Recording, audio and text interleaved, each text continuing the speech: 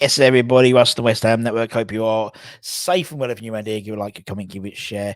Give it subscribe. Hammers Headlines in association with the KUMB.com boys, as we always do on the Friday of the day before match day, or the weekend before match day. Obviously, we usually play on a Sunday, don't we? But we're playing on a Saturday, but not at 3 o'clock, at 12:30, of course.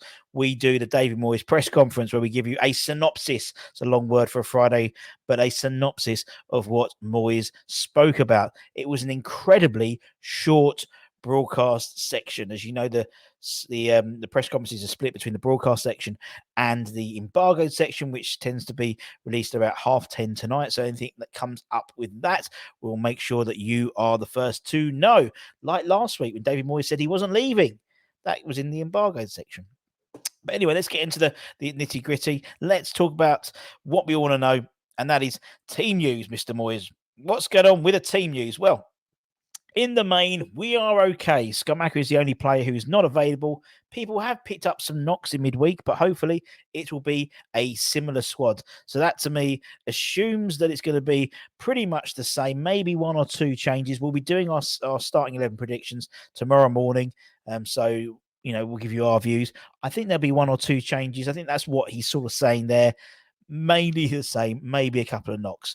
Knocks to me means someone like Antonio gets a knock quite often. Maybe Azuma, but he seems to just be the walking wounded anyway, naturally as a player.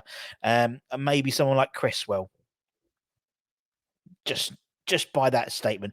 No rhyme or reason, just my initial thoughts. So that's what he's going to say about the team news. So basically everyone's okay apart from Skelmacher. A couple of knocks, as you would imagine. It was it's a Premier League game. You're going to get knocked about. Particularly the ball got knocked about by Thiago's hand.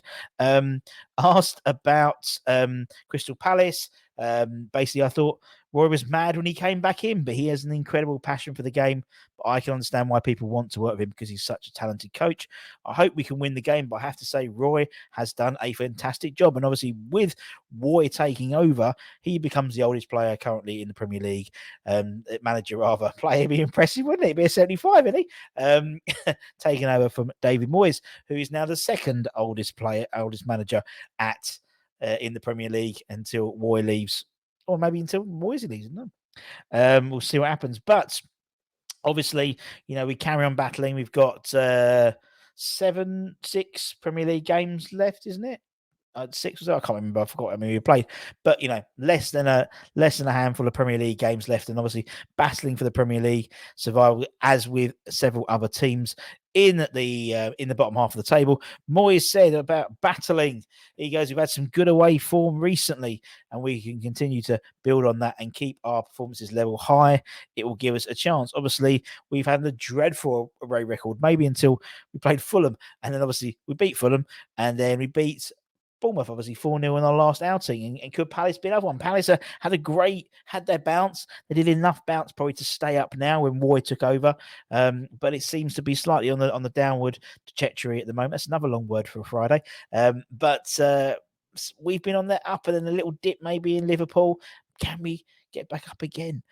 Tell you what, listen to David. I interviewed Crofty, F1 lead commentator for Sky Sports yesterday, with his My Hammers 11. He has a lot of interesting things to say about that, particularly about that game, particularly things like the VAR, the use of technology in sport. When he commentates for a sport which naturally is led by technology, what he was saying about that is very interesting. And his My Hammers 11 has some interesting stories about Mark Noble in Imola, particularly.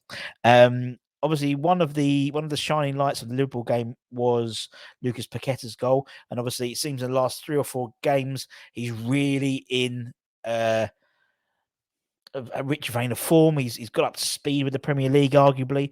Asked about Lucas, he said, I think he's beginning to get used to the Premier League because it takes time to settle. I think he has a bit to go, but I have to say it is great. He is getting some goals for us, and it helps us a lot. And I think that's part of the upturn of this form, is the form of Lucas Paqueta and teammates. They're sort of understanding more about him, how he works. He was almost like if he was playing chess, he was playing 3 moves ahead of everyone else, it seemed, apart from maybe 1 or 2 players. But it seems a lot more people now players are getting on his wavelength.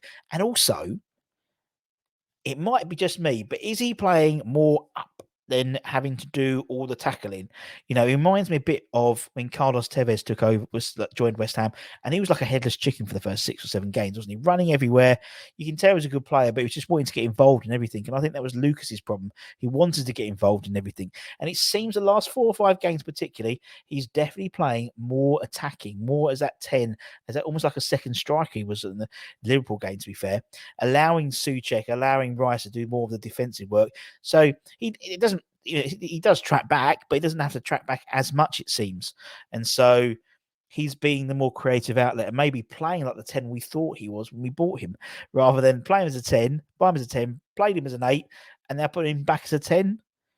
Don't know. Watch the game tomorrow and let me know what you think about his positioning now. He's definitely in a slightly different position. But obviously, I think, you know, my favorite supercomputer, they ran the numbers, and we were 1% chance of going down. Still, you know, still not 100% statistically safe, but and frustratingly, less than 1% chance of finishing 10th. Apparently, as well. So it looks like we're stuck in the bottom half of the table this season. But asked about safety, obviously we're not guaranteed safety yet. And Moyes says we're in a position that we'd rather not be in, and we have to keep picking up points. Our aim is to get as high up the table as we possibly can, and that's basically it for me. I think a victory would guarantee it. That would put us on. A victory would guarantee us, that puts us on 36 points, isn't it? I should have had this up, really. A win. Why do I want a championship table? Come on, BBC website. What's going on? Would put us onto 37 points. So, I think 36 is seen as what you need really to stay up this season. So 37 points, and plus the goal difference as well. I mean, you know, we've got -9. Bournemouth's got -31. So there we go. So yeah, a win tomorrow would put us up to 12th. And I think we'll probably finish about 13th, 14th this season. But we still need to get taking the points, that's for sure. And that was it. That was literally the whole of the press conference, or the broadcast side of the press conference. So that's all you got. That's your lot. As I said, make sure you check out the channel. This lunchtime, we did a really interesting show where we sort of went through the sellable squad and got your opinions about who you thought we should sell and who and what price they would go for and things like that. Very interesting. Thank you to Damien for coming up for that idea, which I nicked. And then tonight we have got Irish Tommy doing the late show, so keep an eye on that as well. We'll have the starting 11 show tomorrow. I'll do a little pre-show. We'll have the review show, all that type of stuff, and then we start all again for next week as well, for the Manchester week, as I call it. So until then, take care, stay safe, stay warm, stay healthy. Come on, you Irons, keep the bloody faith, and I'll see you guys very soon.